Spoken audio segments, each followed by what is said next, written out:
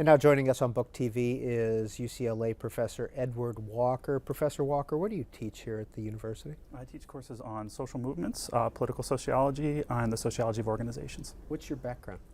My background is as a scholar of mainly of social movements and advocacy processes.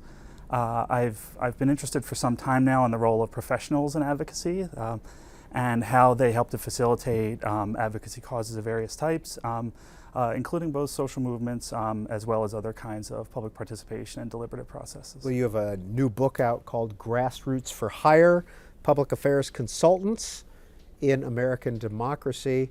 How has advocacy evolved over the years in America? So how advocacy has evolved over time has it's involved an increasing role for professionals. And so what the book traces is the development of this field of public affairs consultants. These are consultants that, for a fee, will work on behalf of a corporation, an industry group, or some other kind of advocacy cause to try to mobilize public support. And there's something that I think is interesting and unusual about this, because we usually think of grassroots mobilization as the purview of citizens organizations, social movement groups, communities. And what we've seen, I think, over the last few generations is the development of this field that has turned grassroots participation into something of a commercial service. Corporations are increasingly concerned about their reputations, about their standing relative to communities.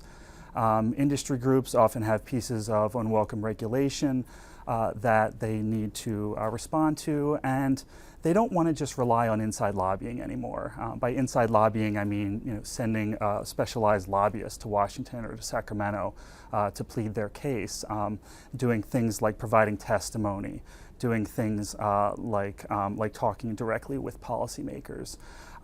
What these consultants do is what the New York Times columnist Thomas Edsall has called unlobbying. And this is a field of what many people think of as unlobbyists. They're not your conventional lobbyists that help to plead your case in the state capitol or in Washington. They are lobbyists who mobilize the public. They get the mass public involved, which is a different kind of process. It's not regulated like regular kinds of lobbying. And it's become a really a widely influential field. And about $1 billion a year industry you're talking. It's a really incredible industry. There's been some substantial growth over time in this field. There are at least 140 such firms like this across the U.S. right now, many in Washington, but really all across the country. It might help to talk a little bit about some of the particular firms that are out there.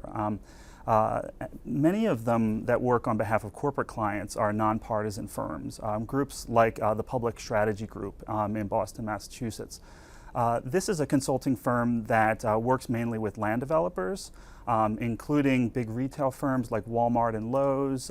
They've worked on behalf of the nuclear industry, which is also often facing communities who are concerned about the risks of living nearby a facility. And there are often these protests, these so-called NIMBY or not in my backyard events that happen when these new development proposals come about. And this consulting firm helps the companies to respond. They know that there are certain people in the community who like the idea that this is going to provide jobs. Maybe they're a firm that's going to supply the new company. Maybe they also work with retirement communities, so maybe they also help to enlist seniors who like the idea that a new retirement community is going to open. Another firm that's out there, another nonpartisan firm with a mainly corporate clientele, is Gotham Government Affairs in New York City. This is a firm that's worked on behalf of the tobacco industry.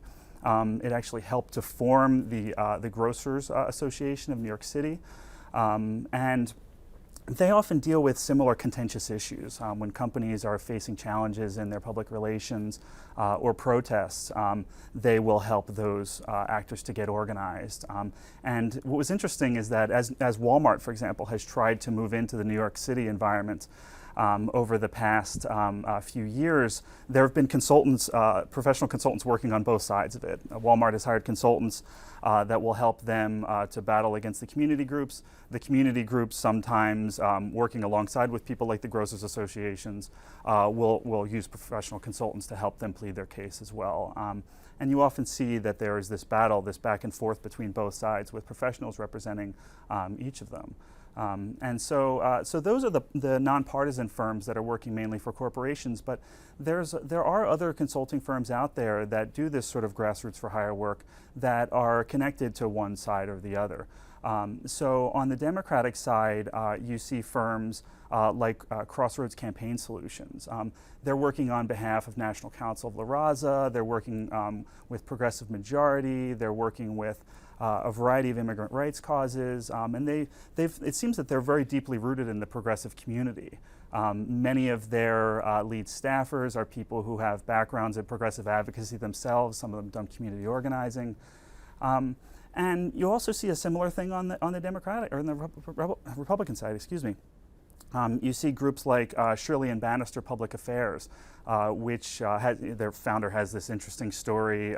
He himself has been a longtime Republican operative, was involved in Bob Dole's campaign, both Bush Sr. and Bush Jr.'s presidential campaigns, wrote a New York Times best-selling book on the invasion of Pearl Harbor. You're talking about Craig Shirley. Craig Shirley, who perhaps you know him. And his firm is doing work that is very deeply connected to the conservative movement. They've worked with the NRA, they've worked with the Christian Coalition, they've worked with the Tea Party, and you see, I think, that these consulting firms are in fact very directly connected to the progressive movement and the conservative movement, and in fact I see about an equal representation in my data sources on these consulting firms between Republican and Democratic firms. Well, Edward Walker, you've talked about Crossroads and Shirley and Bannister among others, but what are some of the tactics that they use in so-called grassroots organizing? Mm-hmm. Well, it's a wide range of things.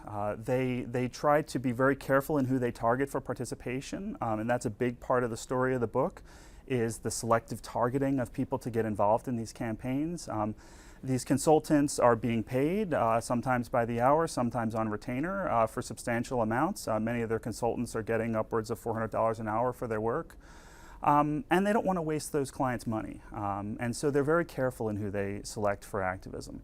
They want people who are likely to say yes. They want to show their client results. And so they systematically target members of the mass public who are most likely to say yes. Those are people with a background in political activism. Those are people who are highly partisan.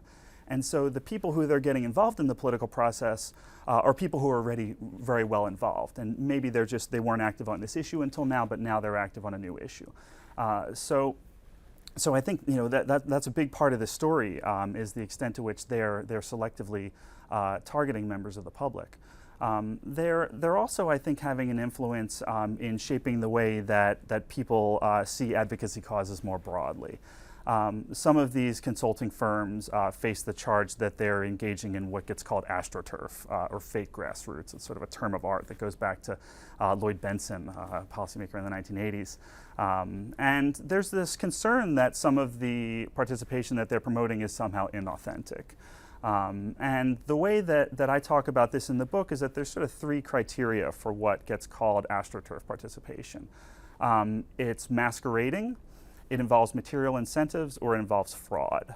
Now, most of these consulting firms don't want to face that charge for good reason. They're businesses, and regardless of how much they're being paid by a client, they don't want that kind of attention. But nonetheless, there are certain campaigns that have involved masquerading. And by masquerading, I mean not disclosing who the client is. I talk at length in the book about the campaign Working Families for Walmart. Walmart had organized a campaign starting in 2005 to respond to much of the public contention they were facing. They were facing resistance about opening new stores. They were facing 2 different union-based campaigns around that time. And they created a campaign that was supposed to be about regular working families standing up for Walmart. And part of the issue with that being a masquerading campaign was that they hadn't disclosed that they were the sole funder of it. In fact, they said that they were one of only many funders at the beginning. It later came out that with the help of a public affairs consultant, this campaign had essentially been a front for the company. So masquerading is one part. Material incentives is another. I think we tend not to take seriously campaigns that involve paid protest or paying people to send letters to Congress. There was a piece just last year in Salon that talked about a campaign actually by Gotham Government Relations that involved recruiting people and paying them $20 an hour